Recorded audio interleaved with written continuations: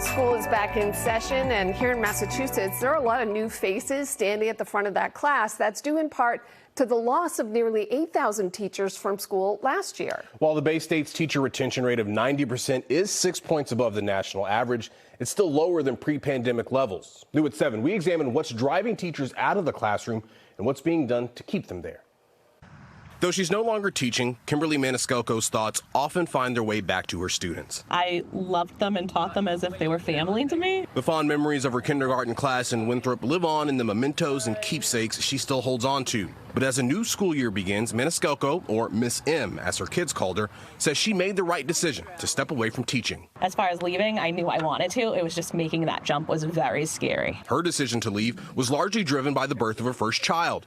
But it certainly wasn't the only reason. Low pay. Absolutely, yeah. Lack of benefits. Yes. Student loan debt?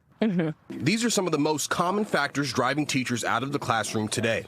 According to data from the Department of Elementary and Secondary Education, 8,360 teachers either changed positions or left teaching altogether this year. And there's a very broad demoralization that is leading people to reconsider whether they want to spend a lifetime in public schools. Max Page is the president of the Massachusetts Teachers Association, which represents more than 100,000 teachers at public schools, colleges, and universities across the Commonwealth. Whether it's low wages, mental health issues, safety in the classroom, or high-stakes testing that's forced educators to teach to the test, teachers are burned out. And we just hear more and more people saying, yeah, I'm done. I can't stick it out. Page says the larger, better-funded school districts regularly have high retention rates. It's the teachers in those gateway cities, the mid-sized urban areas that anchor regional economies around the state, that he's worried about hanging on to.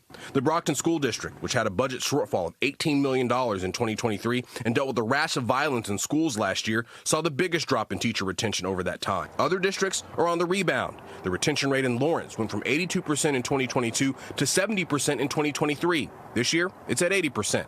Russell Johnston is acting commissioner of DESE. He says surveys show the 3 primary reasons teachers leave are a career change, leadership issues, and culture, with culture leading the way at 40%. Those are factors we can work on. We can work to improve school leadership, we can work to improve school culture, and we have efforts underway to do so. Johnston says the state is actively working with leadership to help strengthen culture at schools. How can we make sure we're getting resources out across the entire state, and how are we focusing on some of those hard-to-fill positions? Maniscalco hopes her replacement cares as much about students as she did.